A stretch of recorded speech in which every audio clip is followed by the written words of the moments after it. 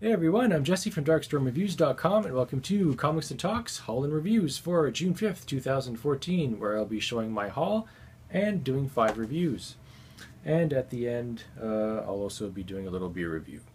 So, first up is Journey, Volume 2, Issue 1. This picks up pretty much right where Volume 1, Issue 5 left off, with Era, that's the shapely purple chick on the cover here, searching for her mother, who's been taken by the sorcerer Terenthal, who controls her vessel. She's a djinn. I really like artist Paolo Pantalena's very distinctive style here. His pencils just, he's got this really sweeping kind of style. His pencils just sweep and flow all over the page. I really like it a lot. There's a nice double page there. So basically this is a journey which starts going across the desert and then ends up going into the water eventually for the first time in the series. This is the first time Era has ever seen water. Well, not water, but a body of water, an ocean, a sea, whatever. You know what I mean. And anyways, by the end of the issue, she comes across a giant ship right here. The guys on board think that they're going to have their way with her, but she gives them the business, cuts off a few limbs, and by the end she's part of the crew. And so it looks like Journey issue 2 is going to be a pirate adventure. She's dressed up in a sexy pirate costume there.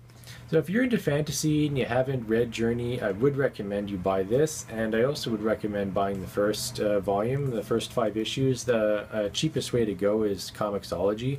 It's $7.99 for all 5 issues. It's just a really fun read. You know, it's a fun fantasy story. It's got some really nice artwork, and all the characters are pretty well defined. And yeah, that's pretty much it. So there you go. And Superman Doomed continues in Action Comics number 32. This is the Bombshell variant cover. I don't know how many more of these I might get. This is the only one I have so far.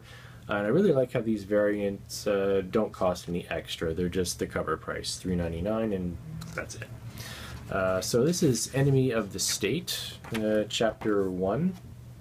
I enjoyed this quite a bit more than issue 31.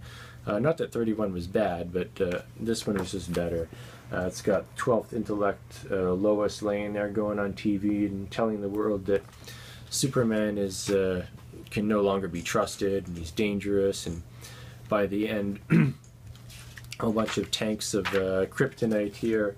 He gets blasted with those until it looks like there's no Superman left at the end. All that's left is Doomsday. So I'm really eager to see what happens next there, which will be in Superman Wonder Woman number 9. I don't know when that's out, but looking forward to it for sure. Big Trouble in Little China, issue 1. I was really looking forward to this and was not disappointed at all. Right from the inside cover here, it's done like a Chinese takeout menu. You know, that's great. It takes place pretty much right after the movie, with Jack getting attacked by this ape dog demon thing here, who was a demon of Lopan's, and now it's bound to Jack, like his buddy here. It starts licking him here because he killed Lopan. So now this demon is bound to Jack, and as you can see from the way he dresses here, he knows how to party. The shirt that this thing wears is great too. I'll get a better panel of it here. If you buy me a drink, I'll tell you I'm 18. There's plenty of cheesy action in here. I don't know what this little guy is supposed to be here with the big head. And the dialogue, it definitely captures the spirit of the movie. Towards the end, this guy here, Chang Wu, I think his name is, he's a disciple of Lopan's, who's come to take revenge for his former master, and he's totally focused on Wang. Yes, he's got Wang on the mind, as Jack notes. And just a sample of the dialogue here, like you've seen the movie. Me, Jack Burton, and like I always say, when some 8-foot-tall immortal Chinese warlord magician comes looking for revenge and challenges you to some damn near impossible task to save your pal's skin, well, you look that sucker right and square in the eye and say, "Sister, challenge accepted." So it's got the movie dialogue down. So if you like this movie, you will definitely like this comic, and if you don't like this movie, I don't think I want to know you. So, moving on. Nailbiter, issue 2. I just finished reading issue 1 a couple days ago and I really liked it, so I'm glad I picked up the second one. Right at the beginning here, we're treated to a little flashback to 8 months ago at Warren's trial. Warren the Nailbiter's trial, where he's found not guilty.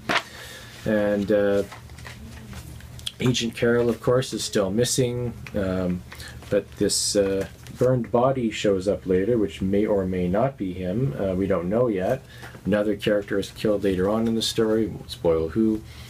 Turns out Sheriff Crane here, she was Warren's prom date back in the day, which makes things even more interesting. The art style here by Mike Henderson is also pretty distinctive. It's got this kind of angular style, blocky, but with more rounder edges rather than really sharp corners and lines. The colors make for a nice dark atmosphere as well. It's a good mystery they got going here. So I'm looking forward to the next one for sure. Definitely recommend you pick this up if you haven't already. And the story of a school transported to another world far, far away continues in The Woods, issue 2. I've been enjoying this quirky little title so far, which is about exactly that if you haven't read the first one. That's the school right there with all 452 students. Just been transported to some planet somewhere by someone, we don't know who or why yet. Teachers and the principal here are basically being useless, while the student council president there, Maria, has a plan for how to survive, and people start following her, and they don't like that. They want to shut her down. And then there's another group of kids led by Isaac. They go out into the woods following this arrow that they found. It's kind of like a carving or a statue. We don't really know exactly. But it's pointing in a direction, and that's where they're going, out into the woods. And they find this little creature dude there, and they name him, of course, Dr. Robot.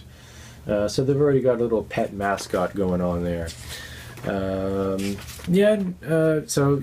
it's another mystery. It's another mystery I'm reading this week, so I can't really say too much about it. I certainly don't want to spoil the cliffhanger ending on the last page there. But if you want to read a story about a school of kids transported to another planet and how they might survive and find out who put them there and why, definitely give The Woods a try. I really like the artwork too. It really lends itself well to this story, which is kind of mostly serious, but it's also got some silly moments too, some humor. And yeah, that's pretty much it for that. And before I get into the rest of my haul here, I'm going to show off my Deadpool wallet I picked up a few days ago too. That's my brand new wallet there. It just kind of opens up like that, marked with a mouth. It comes with this chain too if you want to use that. I don't really care about using it myself. Anyways, now for the rest of my haul. I got Rye, issue 2.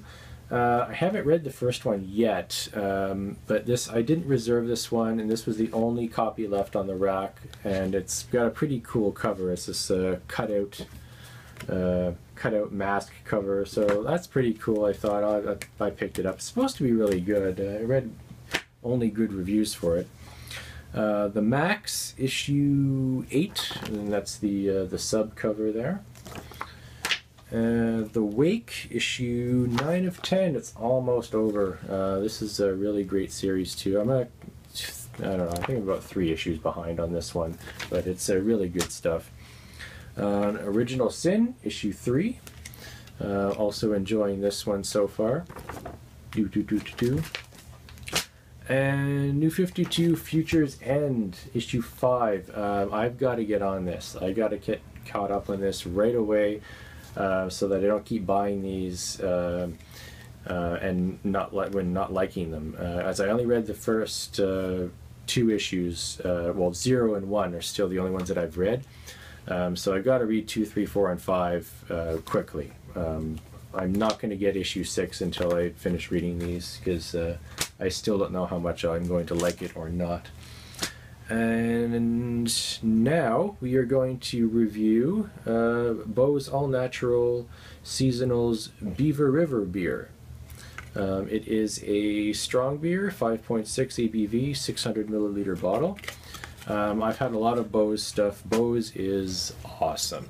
Beaus is a great brand here in Ontario. Everything they do is great. So I am looking forward to this for sure. All their ingredients are organic. Not that that's a huge deal for me. Just thought I'd throw that in there.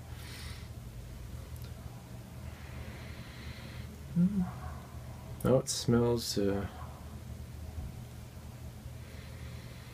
smells kind of grapefruity. It's got a cloudy, coppery sort of color.